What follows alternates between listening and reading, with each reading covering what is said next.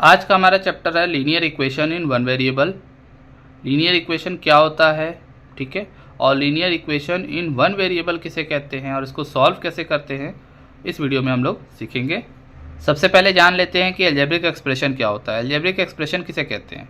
Algebraic expression में क्या होता है, बहुत सारे टर्म्स होते हैं, ठीक है, जिसमें एक कांस्टेंट होगा। कांस्टेंट का मतलब होता है नंबर्स, ठीक है, वो कोई भी नंबर हो सकता है। इसके अलावा वेरिएबल होगा, ठीक है, वेरिएबल एक्स वाई जेड जिसकी वैल्यू हमें पता नहीं होती है, ठीक है। इसके अलावा अलजेब्रिक ऑपरेशन यानी addition, subtraction, multiplication, division, decimal, कुछ भी हो सकता है।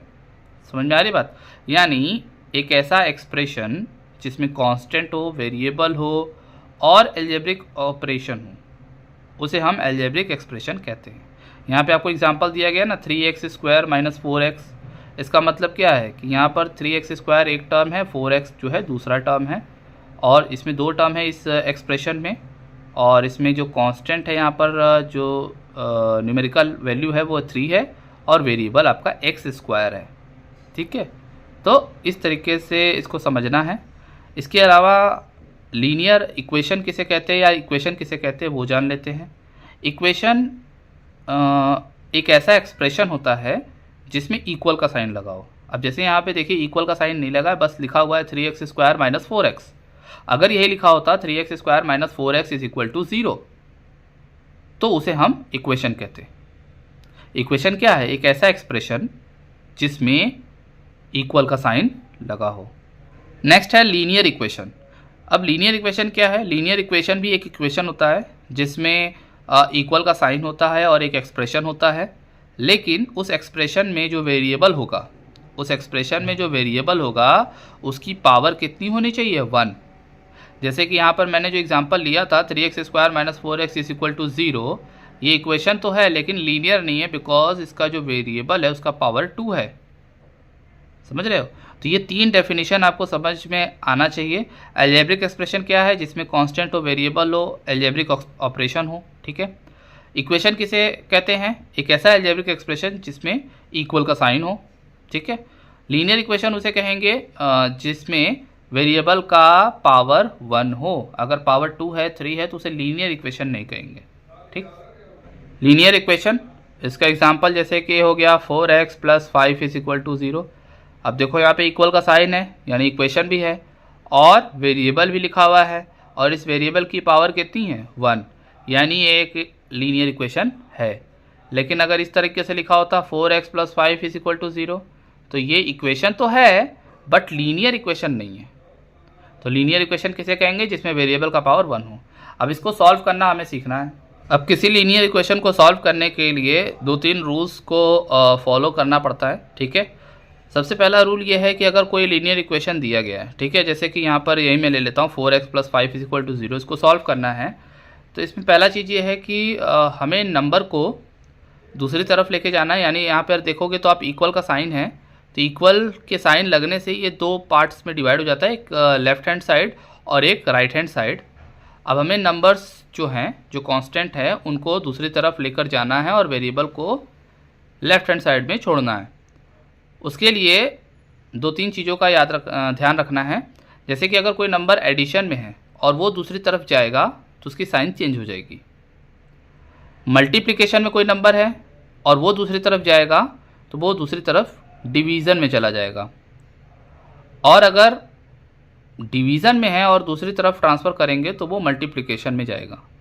तो ये 2-3 चीज़ें अगर आपको समझ में आ जाएगा तो इक्वेशन सॉल्व करना आप सीख जाओगे। जैसे यहाँ पर सबसे पहले हम 5 को ट्रांसफ़र करेंगे, नंबर एक तरफ, वेरिएबल एक तरफ, नंबर एक तरफ, वेरिएबल एक तरफ। तो यहाँ पर अगर आप देखो तो 5 एक नंबर है। अब ये एडिशन में लिखा हुआ है, इसको अगर हम दूसरी तरफ ट्रांसफ़र करेंगे तो क्या लिखेंगे, 4x यहीं पे रहेगा = -5 आ जाएगा, ठीक है। -5 दूसरी तरफ चला गया। 4 मल्टीप्लाई में है, अब इसको भी ट्रांसफ़र करना है। मैंने बताया अगर मल्टीप्लिकेशन में हो और दूसरी तरफ ट्रांसफ़र करना हो तो कहाँ चला जाता है, डिवीज़न में। तो ये आ जाएगा -5/4। और इस तरीके से हमारे जो इसमें वेरिएबल दिया गया था उसकी वैल्यू आ जाती है। मेरे पास जो बुक अवेलेबल है उसमें देखिए इतने सारे क्वेश्चन दिए गए हैं। अब मैं इन सब को सॉल्व करके आपको बताता हूँ कि किस तरीके से ये सारे क्वेश्चन सॉल्व होते हैं। आपके पास अगर इसके अलावा भी कोई क्वेश्चन है तो आप कमेंट में पूछ सकते हो, ठीक है। पहले 3 क्वेश्चन आपको यहाँ पे मैंने लिख लिया है, अब इसको सॉल्व करना देखेंगे कैसे सॉल्व होता है। सिंपल है, अगर कोई नंबर एडिशन या सब्ट्रैक्शन में है तो उसको दूसरी तरफ ट्रांसफ़र करेंगे तो वो साइन चेंज हो जाएगा उसका। तो यहाँ पर अगर हम x को छोड़ें इज इक्वल टू 10 और ये -3 जब इधर जाएगा तो बन जाएगा +3 और x की वैल्यू कितनी आ जाएगी 13, ठीक है। और एक चीज़ का ध्यान रखा करिए, जब भी सॉल्व किया करिए तो इक्वल के नीचे इक्वल लगाते रहा करिए, ठीक है। ये नहीं कि एक इक्वल यहाँ है और दूसरा इधर है, तीसरा इधर है और एक कंटिन्यूटी नहीं बनती है, ठीक है। यहाँ पर भी अगर सॉल्व करें तो +5 है, +5 को उधर भेजेंगे तो ये क्या हो जाएगा a इज इक्वल टू 9 - 5, +5 है तो इधर जाके -5 हो जाएगा और a इज इक्वल टू कितना आ जाएगा 4। इसको भी इसी तरीके से सॉल्व करेंगे तो यहाँ पर आ जाएगा y इज इक्वल टू 3 - 7। यहाँ पर आप इंटीजर पढ़े होगे तो इंटीजर में देखोगे तो ये +3 है, ये -7 है। ये अपोजिट साइन सब्ट्रैक्ट होने के बाद साइन बड़े का लगता है तो ये सब्ट्रैक्ट हो जाएगा, सब्ट्रैक्ट होने पर आएगा 4 और साइन बड़े का लगेगा इन द सेंस 7 का लगेगा तो ये आएगा -4। y इज इक्वल टू कितना आ गया -4। ये इंटीजर है, इंटीजर अगर आपको नहीं आता है तो उसके लिए भी आप कमेंट में बताइए, तो उसके लिए भी मैं वीडियो बना दूंगा। नेक्स्ट क्वेश्चन है 2 इज इक्वल टू z+1। यहाँ पे वेरिएबल है z।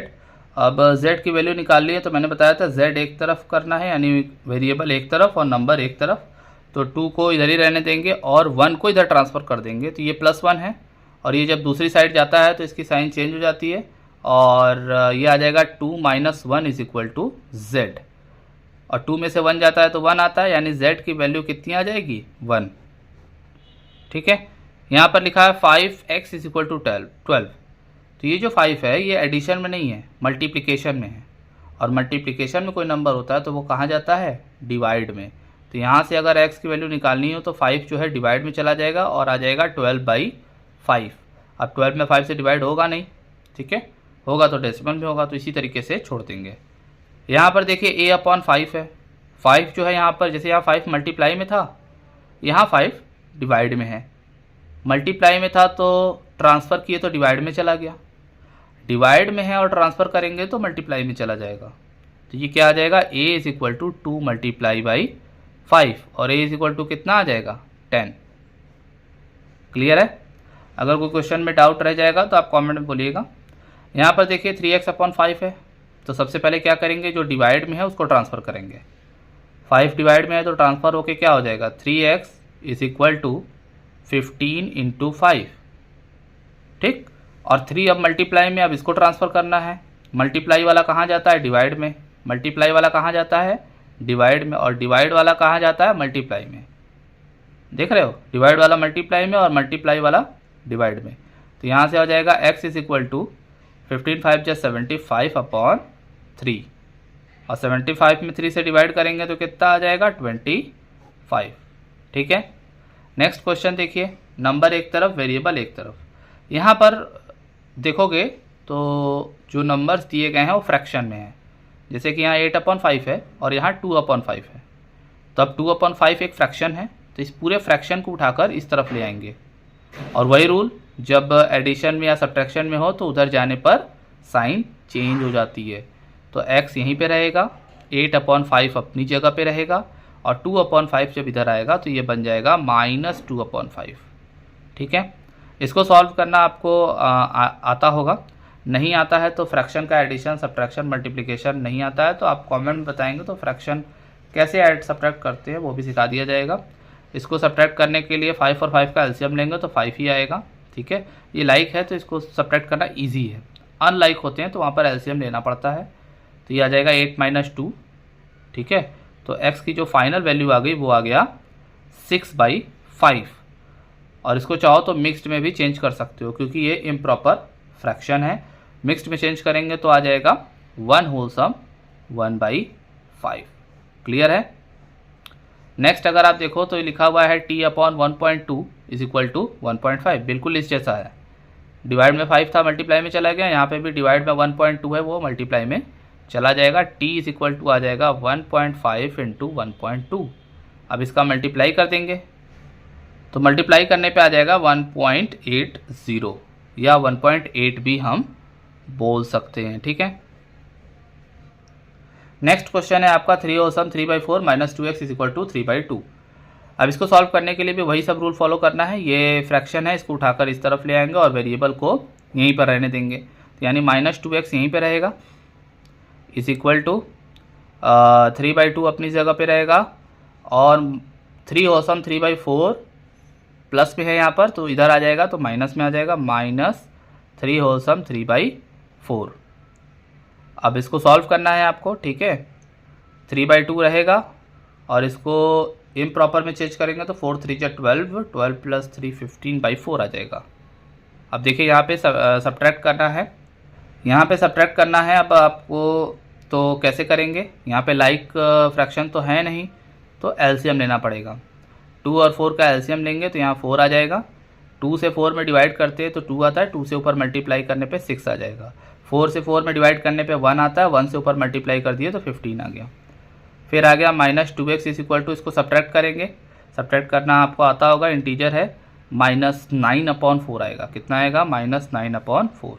अब ये -2 मल्टीप्लाई में है तो कहाँ आएगा, डिवाइड में आएगा। ठीक है, तो डिवाइड में जब आएगा तो ये कितना आएगा, -9/4 इंटू -2 है ना। ये -2 मल्टीप्लाई में तो डिवाइड में आएगा, तो डिवाइड में ऑलरेडी 4 है तो 4 के साथ आएगा -2, और ये जो माइनस से माइनस कैंसिल हो जाएगा और x इज इक्वल टू कितना आ जाएगा, 9/8।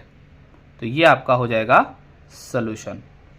ठीक है, नेक्स्ट क्वेश्चन अगर आप देखोगे तो इसमें भी कुछ इसी तरीके का क्वेश्चन है। इसमें भी फ्रैक्शन आपको दिख रहा है, तो ये फ्रैक्शन और ये तीनों के तीनों जो है वेरिएबल वाले हैं, और वेरिएबल वाले फ्रैक्शन है तो इनको ट्रांसफ़र करने की ज़रूरत नहीं है। ये नहीं कि 6 जो है डिवाइड में है तो मल्टीप्लाई में भेज दे, नहीं, ये नहीं जाएगा। क्यों नहीं जाएगा, बिकॉज इसके एडिशन में एक दूसरा फ्रैक्शन है, इसके सब्ट्रैक्शन में दूसरा फ्रैक्शन है ना। तो इसको एक साथ सॉल्व करेंगे, इसमें किसी चीज़ को ट्रांसफ़र करने की ज़रूरत नहीं है। एलसीएम लेंगे यहाँ पर, 2 4 6 का एलसीएम लेंगे। क्यों, क्योंकि फ्रैक्शन को सॉल्व करने का यही तरीका होता है जैसे यहाँ पर किया गया था। तो यहाँ पर ये दोनों कॉन्स्टेंट थे तो कॉन्स्टेंट को सॉल्व किया गया। यहाँ तीनों वेरिएबल वाले टर्म हैं तो वेरिएबल वाले टर्म को सॉल्व किया जाएगा। 2 4 6 का अगर हम एलसीएम निकालेंगे तो ये आएगा 12। 2 से 12 में डिवाइड करेंगे तो 6 आता है, 6 से ऊपर मल्टीप्लाई कर दोगे तो 6x आएगा, समझ रहे हो। 4 से 12 में डिवाइड करेंगे तो 3 आता है, 3 से ऊपर मल्टीप्लाई करोगे तो -9x आएगा। फिर उसी तरीके से 6 से 12 में डिवाइड करोगे तो 2 आएगा, 2 से ऊपर मल्टीप्लाई करने पे आ जाएगा 10x, और 42 अपनी जगह पर। अब इसको सॉल्व करना है, ये +6 है, +6 + 10 +16 हो जाएगा। +16 में से 9 माइनस करोगे तो 7x आएगा, 7x/12 इज इक्वल टू 42। अब यहाँ आप जानते हो डिवाइड में है तो मल्टीप्लाई में चला जाएगा, तो 7x is equal to 42 into 12। 7 multiply में तो कहाँ भेज देंगे, डिवाइड में, तो ये कितना हो जाएगा, 42 इंटू 12/7। 7 से ये कट जाएगा, 7 6 जा 42, और x बराबर कितना आ जाएगा, 12 6 जा 72। नेक्स्ट है आपका 3x - 2 ब्रैकेट में 3 - 4 इज इक्वल टू 24। इसको भी ऐसे ही करेंगे। अब यहाँ पे फ्रैक्शन तो नहीं है लेकिन ब्रैकेट है, ब्रैकेट को सॉल्व करेंगे। तो ब्रैकेट को सॉल्व करने का तरीका क्या है, यहाँ पे देखिए वेरिएबल तो है नहीं तो यह बड़े आराम से सब्ट्रैक्ट हो जाएगा। अगर मान लो यहाँ 3x होता, 3x - 4 होता, तब ये सब्ट्रैक्ट नहीं होता। ठीक है, थोड़ा अलजेब्रा आपको आना चाहिए यहाँ पर। अब यहाँ पे 3x - 4 तो है नहीं, तो ये डायरेक्ट सब्ट्रैक्ट हो जाएगा, और सब्ट्रैक्ट होने के बाद जो भी आएगा उसका मल्टीप्लाई 2 में हो जाएगा। और सपोज करो यहाँ पे 3x होता तो क्या करते, -2 का मल्टीप्लाई दोनों में करते। ठीक है, वो सब्ट्रैक्ट नहीं होता और -2 का मल्टीप्लाई क्या करते, दोनों में करते, बट ऐसा कुछ है नहीं, तो जो है वो करते हैं। तो यहाँ पर आएगा -2 मल्टीप्लाई कितना आ जाएगा, 3 में से 4 जाता है तो आता है -1। ठीक है, इज इक्वल टू 24। इसको मल्टीप्लाई कर दो तो कितना आ जाएगा, +2, क्योंकि -2 इंटू -1 इज इक्वल टू होता है +2। अब इसके बाद आप जानते हो ये +2 जो है इधर जाएगा, सब्ट्रैक्ट हो जाएगा, तो आ जाएगा 3x इज इक्वल टू 24 - 2। अब यहाँ पे 3 मल्टीप्लाई में है तो इसको डिवाइड में भेज देंगे, इधर आ जाएगा 22/3, और इसको मिक्स्ड में चेंज करना आपको आना चाहिए, 7 होल 1/3। अभी देखिए 13th क्वेश्चन क्या कह रहा है, 13th फ्रैक्शन वाला फिर से आ गया। अब यहाँ पे देखो तो ये फ्रैक्शन भी वेरिएबल वाला है और ये फ्रैक्शन भी वेरिएबल वाला है। तो वेरिएबल वाला जैसा कि मैंने बताया ऊपर में वेरिएबल वाला है तो यहीं पर एलसीएम ले लेंगे। 3 और 4 का एलसीएम लेंगे तो यहाँ पर आ जाएगा 12। अब 3 से इसमें डिवाइड करेंगे तो आएगा 4, 4 से ऊपर मल्टीप्लाई कर देंगे तो आ जाएगा 4x।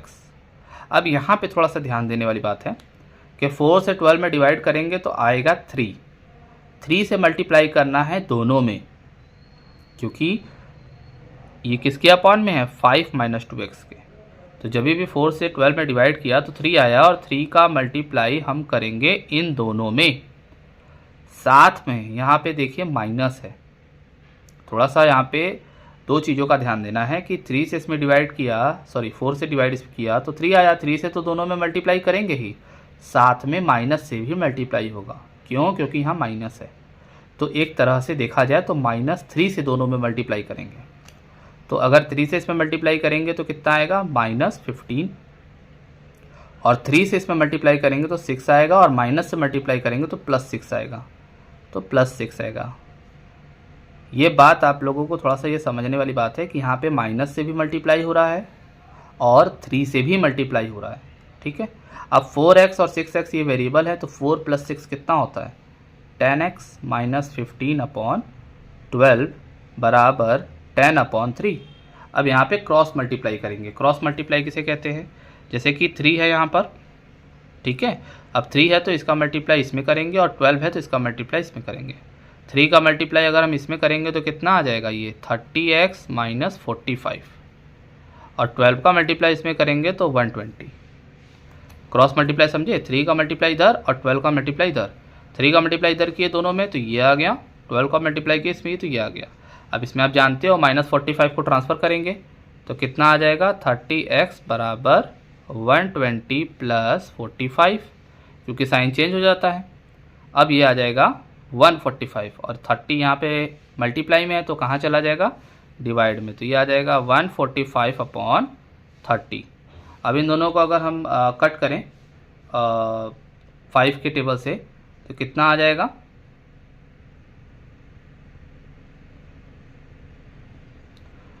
29/6 आ रहा है। 29/6 आ रहा है तो इसको मिक्स्ड में भी आप चेंज कर सकते हो। 6 4 × 24, तो ये आपका आंसर आ जाएगा। आई होप आप 13 के 13 क्वेश्चन समझ गए होंगे। इसके आगे का वर्ड प्रॉब्लम नेक्स्ट वीडियो में बताऊंगा। ये वीडियो अगर आपको हेल्पफुल लगा हो तो वीडियो को लाइक ज़रूर करिए।